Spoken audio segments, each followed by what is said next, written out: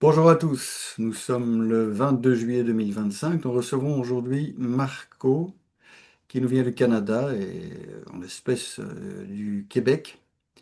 Je tiens à le remercier parce qu'il a hésité à témoigner. Aujourd'hui, il témoigne un visage caché, non pas parce qu'il l'a décidé, mais parce que nos amis d'en face ont décidé de bloquer sa caméra. Bon, ça fait partie du entre guillemets du jeu. Euh, Marco a hésité à témoigner, je le dis parce que c'est important pour d'autres victimes potentielles. Je le dis, je le répète, nous n'avons aucune illusion sur le sort qui nous attend tous.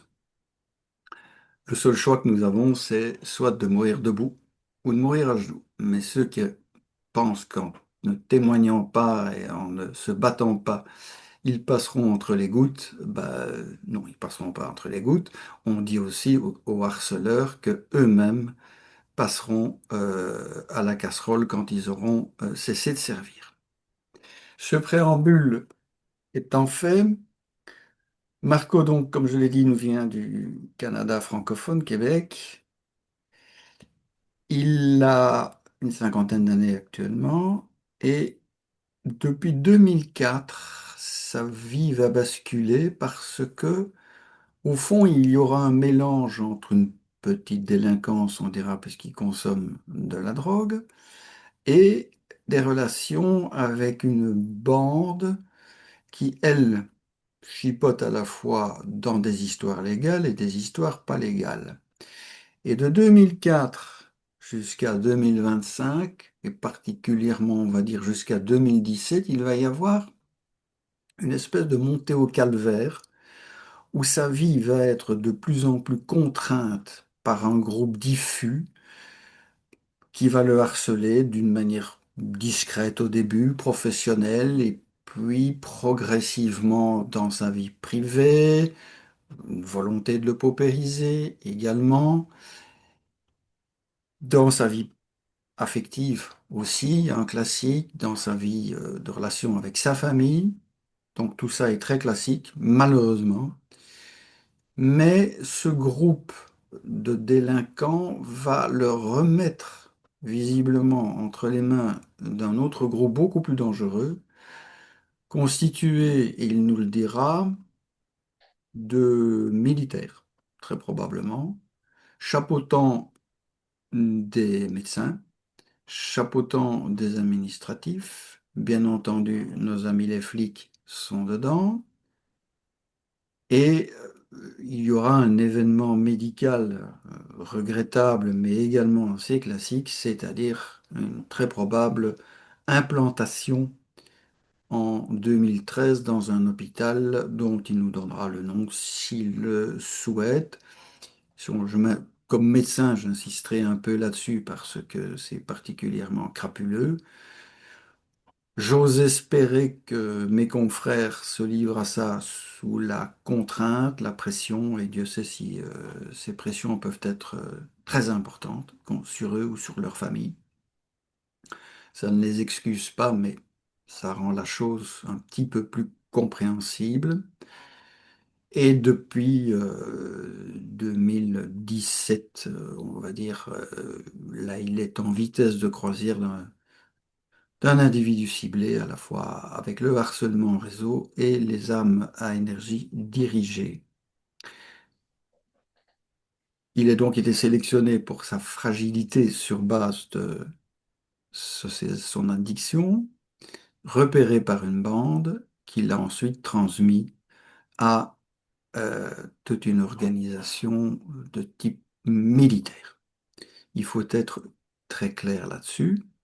Et aujourd'hui, Marco est dans les filets de cette organisation. Voilà, Marco, j'ai peut-être été un peu long, j'ai peut-être été insuffisamment précis. Est-ce que vous avez d'emblée des remarques à faire sur cette biographie extrêmement synthétique? Vous faites part des militaires, je les ai pas vraiment croisés. Moi, c'est plus des gangs, là.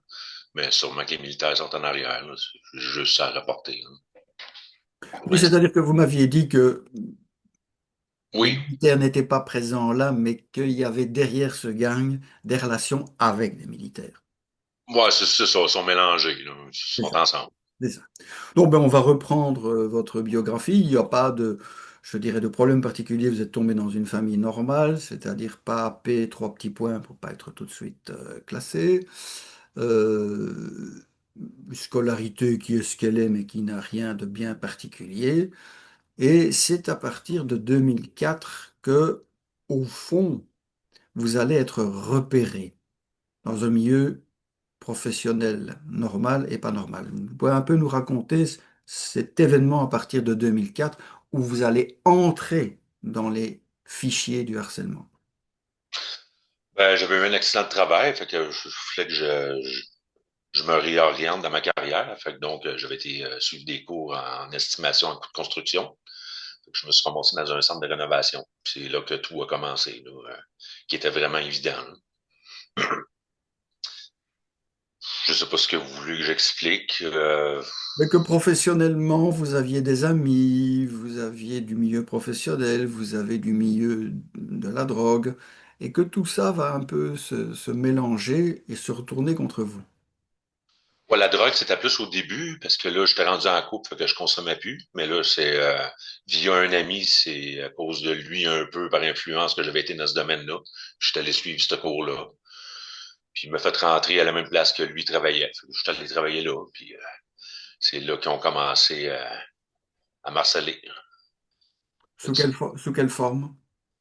Essayer de briser mon couple, les relations interpersonnelles entre les collègues, un peu surtout, là. Mais au côté de drogue, non, dans ce temps-là, tout allait bien, là, j'avais cessé de consommer. Et au fond, déjà à ce moment-là, est-ce qu'ils ont un intérêt financier à vous harceler? Je veux dire, Ouais, l'assurance du Québec, qui s'appelle la CNSST, ben, donnait des fonds pour la continuité de ma formation, là. Il y avait un montant de rattaché à mon embauche. vous m'avez dit aussi que vous aviez acheté un terrain qui était convoité par cette bande. Oui, j'avais acheté un 4 logis qui était bien situé, un terrain commercial. J'ai passé devant tout le monde pour l'achat de ce terrain-là, puis de l'immeuble, parce que je connaissais bien la dame, fait que, puis la famille, fait que j'ai comme passé en avant de tout le monde, puis c'est à moi qu'ils l'ont offert. Puis ce groupe-là, ben, il aurait bien aimé l'avoir avant moi. Donc à ce moment-là, il y a déjà une petite raison de vous cibler.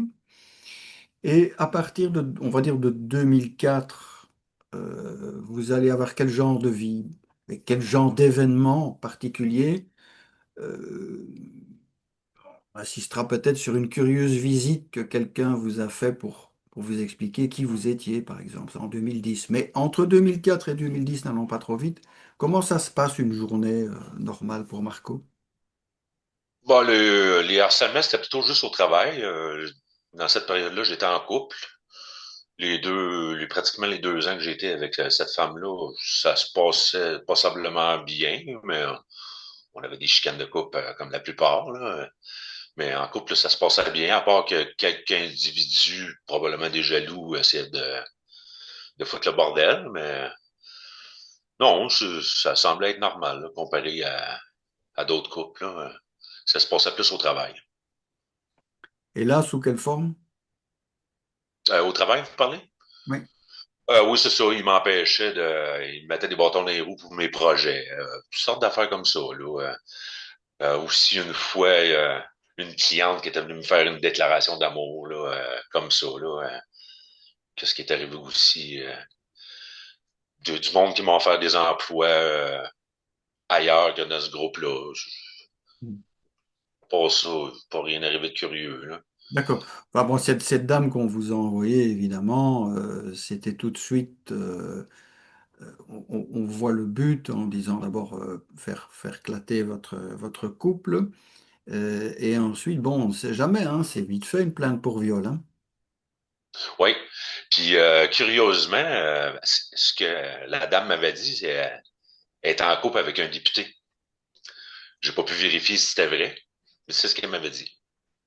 D'accord. Ouais, je trouvais ça curieux. En plus, c'était une jolie dame, hein. Mhm.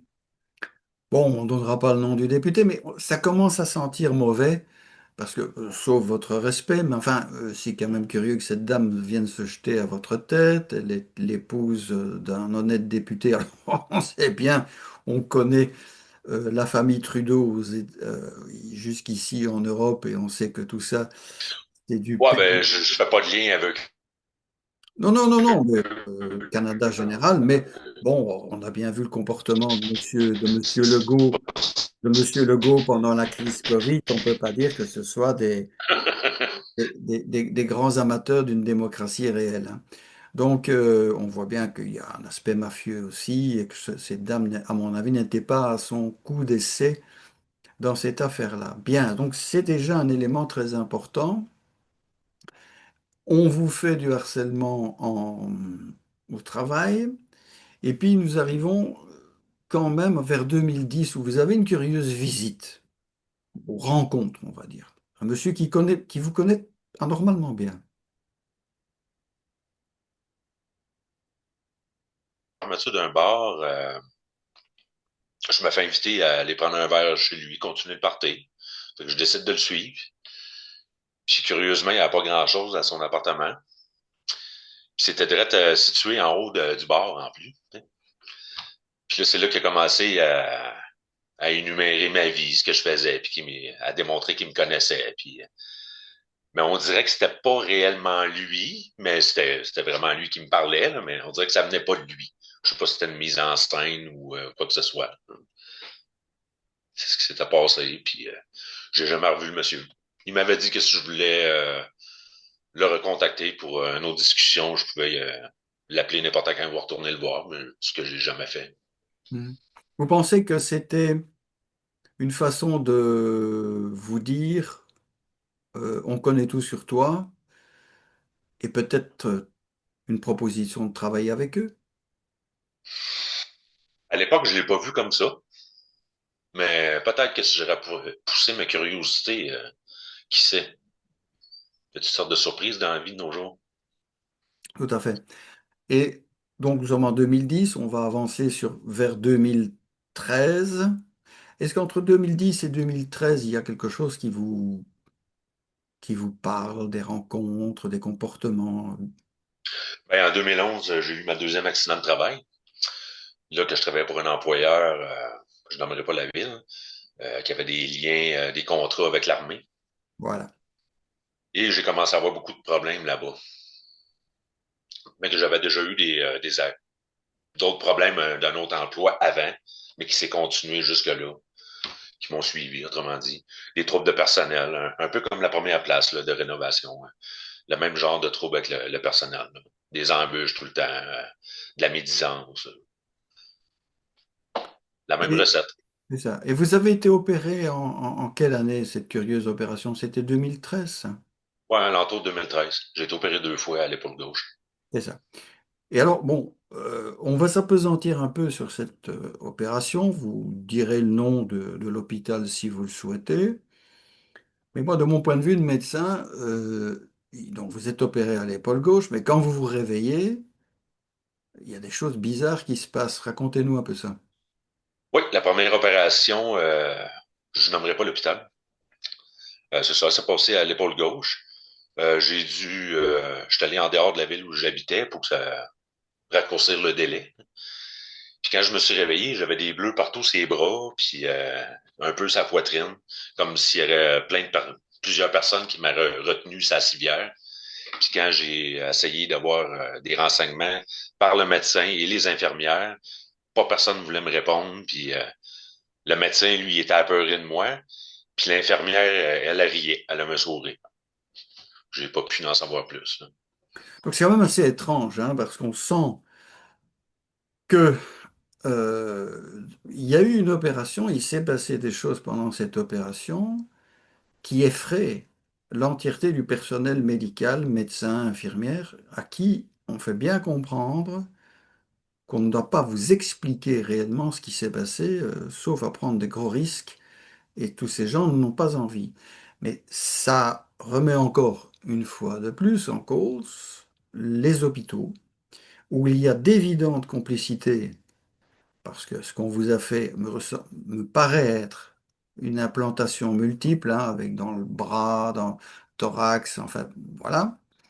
Et on est en 2013, on est encore dans des grandes périodes d'implantation. Aujourd'hui, ils en ont même plus besoin. Mais donc tout ce personnel médical avait déjà été renseigné sur vous avant l'opération, évidemment, qu'on allait profiter de ça pour vous implanter.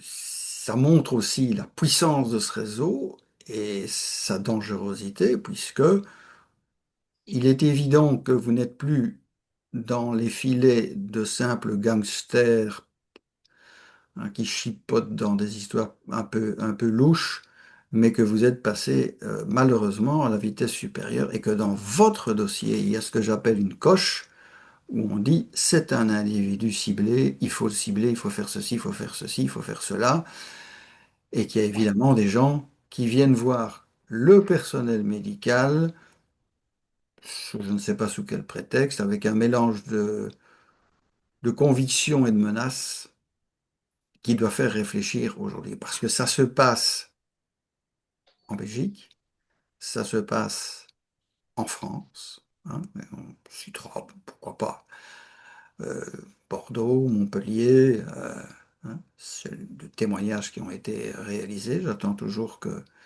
on vienne me faire un procès en diffamation pour ça. Donc à partir de là, il y a une rupture dans votre vie, vous êtes implanté. Et qu'est-ce qui va se passer ensuite? J'avais eu des problèmes avec une compagnie de construction. Puis que là, ils ont fini par mettre un incendie sur mon bloc appartement. Perte totale au mois de février à -25, 4 personnes à la rue. Fait que là, je suis allé rester chez ma mère. J'avais pas le choix, j'avais plus d'habitation. Après ça, je me suis allé dans une autre ville. Puis ça a continué. Ils m'ont pas lâché. Vandalisme, déversement d'huile à chauffage, menaces, introduction par infraction, Et en ce qui mise con- en C'est ça. Et en ce qui concerne les armes à énergie dirigée, ça avait déjà commencé avant votre implantation, parce que vous m'avez dit que vous aviez l'impression que dans le courant réseau, le courant salle, dont M. Gagnon, également dans la région de Québec, avait fait mention. Parce qu'entre électrosensibilité et ciblage électromagnétique, la nuance est parfois très ténue. Donc vous aviez l'impression... Je peux expliquer un peu avant 2013 que vous aviez déjà eu l'impression d'être ciblé électromagnétiquement. Oui, quand j'avais travaillé la compagnie qui avait des contrats avec l'armée, j'avais commencé à être ciblé, mais je savais pas c'était quoi dans ce temps-là. Euh, je pensais que j'étais en dépression, j'étais tout le temps triste, puis il y avait tout le temps du barda en haut de chez moi. Moi, je restais d'un demi-sous-sol. Puis le propriétaire, il faisait tout pour me nuire. Là. Il était tout le temps en train de m'embêter. Puis, en plus de tous les bruits, puis bon, de mon état émotionnel. Là, vu que je n'étais plus capable de travailler, mais je allé, j'ai retourné rester dans mon bloc appartement. Puis là, c'était d'autres choses. Là, c'était le sommeil. Je n'étais plus capable de dormir. Puis on arrive à 2013, l'implantation. Ouais. Vous continuez à être harcelé, je dirais en réseau. Mais d'un point de vue armes à énergie dirigée à partir de 2013, comment ça va se présenter? À partir de 2013, ben là, c'était le sommeil. Il attaquait beaucoup le sommeil. Mais là, c'était difficile parce que j'avais beaucoup de médicaments à cause de mes douleurs. Puis je peux pas faire la distinction vraiment entre les deux, mais j'avais beaucoup de problèmes de sommeil. Les médecins ils disaient que c'était à cause de mes douleurs. Ça m'a donné, ça a un bout, là, tu peux pas tout mettre sur le dos des douleurs pour le sommeil. À un moment donné, tu t'endors là, quand t'es épuisé. Là, j'étais pas capable. Fait qu'ils m'ont donné plus de médicaments, de médication pour dormir, qui n'étaient pas adéquats pour la situation que je vivais. Vous avez l'impression a posteriori que mes confrères étaient dans le système? J'ai été forcé. J'en ai confronté un, puis ça l'a surpris que je fasse des recherches sur les médicaments. Puis il m'a demandé il m'a tendu la main pour que je l'excuse, puis il m'a comme fait savoir qu'il avait comme été obligé. C'est Voilà. pas de même qu'il l'a dit, là, mais là, j'avais Donc, pas le choix. donc on a la confirmation des méthodes utilisées par les services secrets, hein, parce que ça, c'est pas une petite bande qui fait ça, qui viennent faire pression sur le corps médical dans son ensemble. Euh, ensuite, donc, les années 14, 15, 16, vous pouvez un peu nous dire ce qui se passe? Ben là, après l'incendie, c'est ça, j'ai déménagé dans une autre ville, dans le coin de Sherbrooke. Puis là, c'est ça, je suivais des cours dans une école professionnelle. L'harcèlement, puis comment t'appelles ça, le théâtre de rue, mais dans l'école, c'est poursuivi. Et les attaques aussi, là. Il jouait avec mes émotions, là, soit triste, soit en colère. Il jouait avec moi comme une marionnette. Là. À cette époque-là, oui, l'harcèlement, je l'avais décelé, mais les attaques électromagnétiques, je connaissais pas ça. Et vous allez comprendre quand que vous êtes victime et de harcèlement et d'armes à énergie dirigée. Après ça, là, c'est ça, un moment donné, quand je restais dans cette habitation-là, j'ai pogné une grosse frousse incontrôlable. Je comprenais pas pourquoi, ça m'est jamais arrivé. Fait que je suis venu me réfugier plus loin dans le nord du Québec, près de chez un de mes amis. Je m'étais loué un appartement, j'avais loué ma maison. Puis là, c'est là que j'ai vu des vidéos sur YouTube. Là, ils commençaient à parler de ça, des armes à énergie dirigée. Puis je me suis intéressé au sujet. De fil en aiguille, c'est comme ça que j'ai appris que ça existait, mais je savais pas que j'étais encore ciblé. C'est suite à une conversation, des soirées, des fois, je joue à des jeux en ligne. C'est quelqu'un qui m'a fait réaliser ça, que ça existait. À partir de là, je me suis même informé, puis là, j'ai fait les liens. Donc, ce que vous décrivez, c'est la compréhension lente du phénomène en tant que tel, harcèlement et armes à énergie dirigée, ce qui est un classique chez les victimes qui témoignent. Il leur faut beaucoup de temps pour se rendre compte qu'ils sont victimes.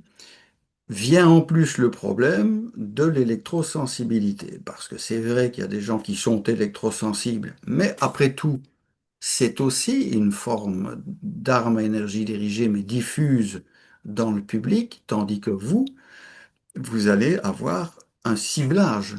Mais au fond, une bonne partie de la population est déjà victime d'armes à énergie dirigée de manière diffuse, que ce soit par le réseau électrique, les 5G et compagnie. Et donc, il y a un continu entre les gens qui se disent électrosensibles, qui sont déjà victimes, et les individus ciblés. Et je suspecte, moi, je pense que vous partagerez mon avis, qu'un certain nombre d'individus qui ne comprennent pas ce qui leur arrive, et je songe à une amie qui est connue, mais dont je ne citerai pas le nom, et qui, elle est elle le sait, mais elle est dans le déni. Les médecins tournent depuis, je crois, 6 mois autour, si pas plus, sans comprendre ce qui lui arrive. Or, elle sait ce qui lui arrive, mais elle ne veut pas l'admettre.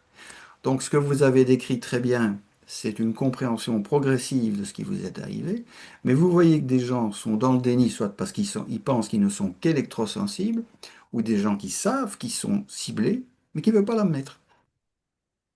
Mais avant de comprendre que j'étais ciblé, j'avais compris que je faisais partie d'une espèce d'expérience. C'était trop, là, à un moment donné, c'est évident. Là. Si on se réfère aux statistiques américaines, il y a juste 26% des personnes qui s'en rendent compte qui sont attaquées. Mhm. Mais je pense que c'est juste. Je pense que c'est juste. Alors, donc, cette prise de conscience va vous amener à vous renseigner. Donc, ça va durer, on va dire, jusqu'à quand cette période de renseignement? Ben, on apprend tout le temps, là, la technologie est assez évoluée, mais ça a vraiment fait un boom après mon hospitalisation en psychiatrie, causée par eux autres. Fait que c'est là que ça a fait un boom. Je me suis acheté des appareils, je me suis mis à m'informer partout où ce que je pouvais. Puis j'ai, j'ai dévoré l'information. Quand vous dites que vous êtes allé en psychiatrie, il faudrait peut-être reparler également de vos relations avec les flics. Ouais, les flics, ça, c'est avant que j'arrive en psychiatrie. Moi, je reliais ça à mon passé de la drogue, là, si tu veux. Mais après, là, j'ai plus de trouble avec eux autres, à part que j'ai fait des plaintes, puis ils me prennent pas au sérieux, là. Ils veulent même pas prendre ma plainte. J'avais une preuve à un moment donné, puis ils veulent même pas la prendre. C'est évident. Donc c'est évident qu'ils sont dans le système aussi, mais vous avez parlé de psychiatrie. Vous pouvez nous expliquer comment on vous a amené en psychiatrie? Ben, leur processus, c'est ils t'affaiblissent, ils t'empêchent de dormir. Puis là, ils te font un traitement en choc, des menaces là, intenses. Puis ils te le font répéter, répéter. Puis là, à un moment donné, ben, tu craques. Fait que là, quand je me suis ramassé en psychiatrie, ben là, je savais pas encore le processus des armes à énergie dirigée et tout. Fait que j'ai pas pu contrer. J'ai suivi où ce qu'ils voulaient me diriger. Mhm. Oui, quand vous dites que vous êtes attaqué, c'est essentiellement des attaques de type empêcher de dormir et de la psychotronie, c'est-à-dire bon, des rêves synthétiques, des choses comme ça. Mais vous êtes attaqué par très probablement le voisinage. Vous êtes attaqué à peu près partout. À cet endroit-là, quand j'étais en appartement, je crois pas le voisinage, mais il marcelait. Je pense que c'était plus par le réseau électrique. Mhm. Et peut-être le Wi-Fi des voisins. Parce que moi, j'ai jamais eu de Wi-Fi, je suis tout le temps branché direct. D'accord. Peut-être mon cellulaire, je sais pas. Mhm. Donc, vous avez cette prise de conscience, et puis, à un moment, vous allez en avoir marre d'être uniquement victime, et vous allez vous plaindre de manière publique. Oui, j'ai eu un déclic quand ils ont, où c'est que je suis rendu présentement, un petit mafieux qui a empoisonné mon chat. Ça m'a mis tellement en colère, puis vu que j'avais pas d'aide, vu que j'ai décidé de les exposer. Fait que je me suis acheté des caméras, des appareils de lecture. J'ai fait mon possible. Donc, vous avez fait votre possible, et puis vous êtes rendu compte, effectivement, que vous étiez victime d'armes à énergie dirigées de manière concrète. Vous m'avez parlé également de la surveillance. Vous avez un drone perpétuellement au-dessus de chez vous. Oui, depuis 2015. J'ai pas tout le temps focusé là-dessus, là, mais depuis que je suis ici, depuis 8 ans, il est tout le temps là. J'ai pris plusieurs photos. C'est, tu peux te fier à la météo, tu checkes la hauteur des nuages, fait que tu vois bien que c'est pas une étoile. Là, puis un moment donné, j'ai une photo que c'est comme si quelqu'un serait dans le brouillard avec une lampe de poche. Fait qu'on voit bien que c'est un drone. Là, t'sais. Il y a un aéroport pas trop loin, fait que faut qu'il garde une lumière allumée pour pas se faire frapper. C'est comme ça que je l'ai su. Là. Et aujourd'hui, quand vous vous déplacez, ça se passe comment? Ah, je suis tout le temps suivi, tout le temps traqué. J'ai du théâtre de rue, j'ai des menaces, je suis tout le temps suivi. Et même si je fais des détours improvisés, ils sont tout le temps un peu plus loin, puis ils m'attendent. Ils sont parqués, ils sont stationnés sur le bord du chemin. Puis ils changent souvent. Quand j'expose les véhicules, ben là, ils changent. Là. Ils changent de personnel, mais ils ont tout le temps la même attitude, fait que tu les reconnais assez facilement. Et ces gens qui vous harcèlent, il y a un profil particulier? Ah, c'est des gangs. Des gangs, puis des citoyens ordinaires, des amis des gangs, là, je crois. Mais je crois aussi qu'il y a de la psychotronie sur des civils. Là, pourquoi je dis ça, c'est que souvent, il y a du monde, soit qui vont me bloquer le chemin ou qui sont sur mon itinéraire, puis il y a tout le temps de l'hésitation dans le mouvement de la personne avec son véhicule, tout le temps de la même manière. Fait que je suis venu à la conclusion, après 3 ans d'exposition, que je les expose, qu'ils peuvent pas tous avoir eu des cours pour faire un théâtre de cette façon-là. Là. C'est pas mal tout le temps pareil. Là. Tu peux pas être parfait d'un à l'autre, d'un individu à l'autre. Tu es tout le temps du même mouvement calculé. Oui, oui, ça me fait penser au témoignage de Frédéric Laroche qui avait filmé à Grenoble ses poursuivants qui tournaient, et puis il y a le profil de la vieille personne, le noir, le blanc, la petite famille bien sympathique, mais dont on sentait par exemple que le mari était un militaire. C'est une organisation absolument énorme et on estime à plusieurs dizaines les participants au harcèlement en réseau, hein, ce qui montre la puissance de la chose. Euh, Je peux au- rajouter, Pardon? depuis 8 ans, je peux rajouter un élément. Depuis 8 ans, je les ai pas comptés, là, j'ai pas pris de décompte, là, mais ça dépasse 100 individus Oui, oui. qui relaient, là. Mhm. Oui. C'est épouvantable. C'est pas créable. Pour quelqu'un qui connaît pas ça, tu peux pas y raconter cette histoire-là, jamais qu'il va vous croire. Non, Mais c'est le but, j'ai des hein. vidéos de ça. Mhm. C'est le but, et le but, vous avez déjà été en psychiatrie, euh, parce que on peut poser la question.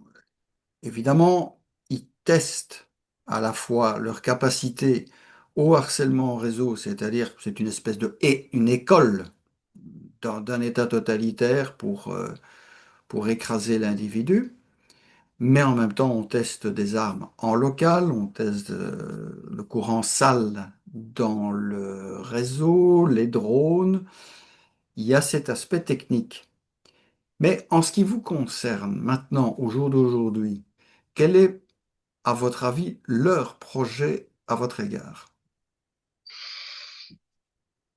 Aucune idée. J'ai pas eu d'escalade. Des fois, quand ils me mettent en colère, puis là, je les injure, là, ils vont m'harceler, ils vont même harceler, ils vont déranger les voisins juste pour m'harceler moi. Euh, mais je sais pas. Ils m'ont fait plusieurs menaces de mort ou de me suicider ou que je vais disparaître ou me recycler. Puis ils m'ont même tiré un coup à blanc cet été. Il y a un char que j'ai croisé sur le chemin, il me flashait les lumières. Puis quand il est arrivé à ma hauteur, ben là, il y a eu une détonation. Il n'y a pas plus que ça, là. J'ai pas, Mhm. physiquement, ils se sont pas approchés. D'accord. Parce que on a quand même des victimes qui ont été systématiquement victimes d'accidents de la route provoqués, hein. Je pense à Cédric. Ah, vous me parlez de ça, j'ai une vidéo de ça. Il y avait un harceleur qui me suivait. Puis là, je jouais avec, je me stationnais sur le bord d'une bâtisse, je prenais de l'avance, là, j'allais me cacher, je le laissais passer, j'allais en arrière. Fait qu'on a joué de même sur une couple de kilomètres. On est arrivé à une hauteur où il y avait un parc, puis il y avait un motorisé, puis il nous a coupé le chemin. J'avais l'impression que c'était pour moi, mais la voiture qui me suivait, je l'avais réussi, il était rendu en avant de moi. Il a quasiment rentré dedans. Je l'ai tout sur vidéo, ça. Mais donc, vous voyez, il y a quand même des attaques, je dirais, beaucoup plus classiques, dont le but est au moins de vous affaiblir, hein. Je pense à cette malheureuse Aurélie Ganga, je pense à Cédric Malonga, qui ont été victimes et qui sont victimes d'accidents, entre guillemets, à répétition, parfaitement organisés. En France, en tout cas, ça c'est une grande spécialité du service des soins des militaires, hein. Ça a toujours été des champions des accidents provoqués. Ça doit faire partie de leur psychologie, tout ça. Vous avez l'impression d'être empoisonné. Bon, j'ai été empoisonné par les médicaments parce que c'est causé par eux autres. Je suis empoisonné par les attaques électromagnétiques. Comme je vous ai dit, j'ai mis des caméras tout le tour de la maison. J'ai pas rien vu, j'ai pas eu de symptômes, pas depuis que je les expose, là.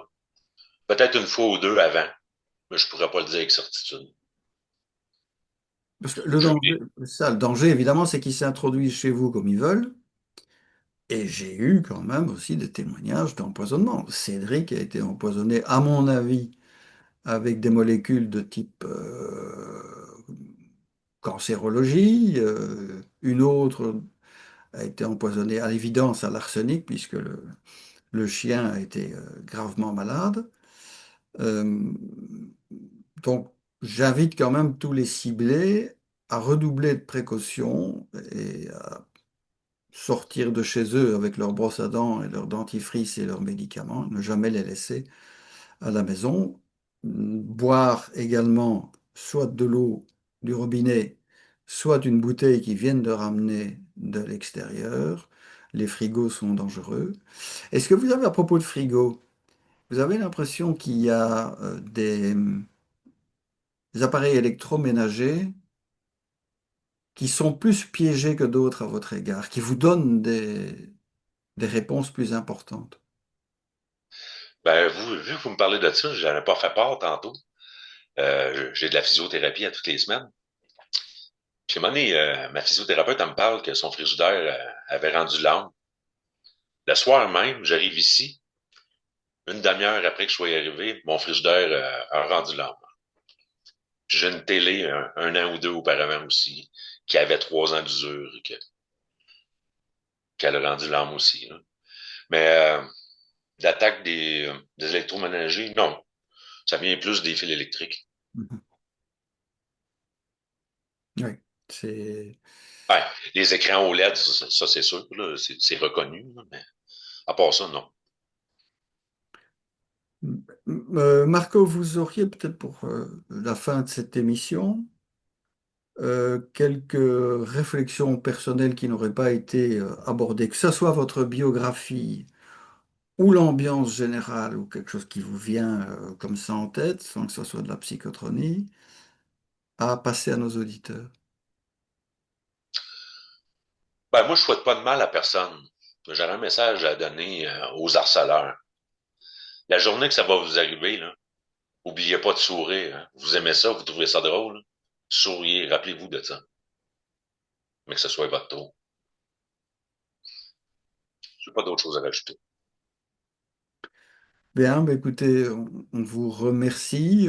Si vous avez l'occasion de guider vers moi, parce que nous avons déjà eu le plaisir d'avoir Monsieur Gagnon, maintenant vous, d'autres, et j'ai une autre personne d'ailleurs qui a témoigné chez moi, qui est également, qui était à cheval sur le Canada et sur les États-Unis.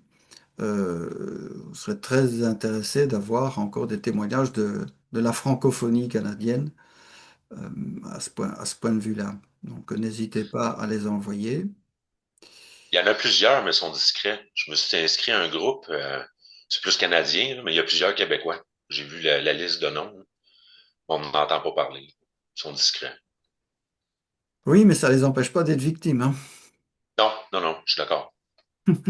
Ça ne les empêche pas d'être victimes et croire que parce qu'ils sont gentils avec leurs bourreaux, les bourreaux vont le leur rendre, c'est une grave erreur. Mais bon, c'est comme ça. J'ai, pour mon avis, une trentaine de personnes qui sont venues vers moi en m'expliquant leur vie et leurs souffrances, mais qui ne veulent pas témoigner. Raison de plus pour laquelle je vous remercie une fois encore, vous et les autres témoins qui ont choisi l'honneur plutôt que la peur. J'ai fait attention pas trop exposer le monde avec vous, là, mais je m'attends sûrement que ça va empirer un peu. Ils seront sûrement pas contents. Non, non, mais je pense que le but de cette interview n'est pas de les rendre contents. Bien, Marco, un tout grand merci encore et bon, je ne sais pas quoi vous souhaiter. On va dire on se tient les coudes. Voilà, merci. Et voilà. Merci beaucoup.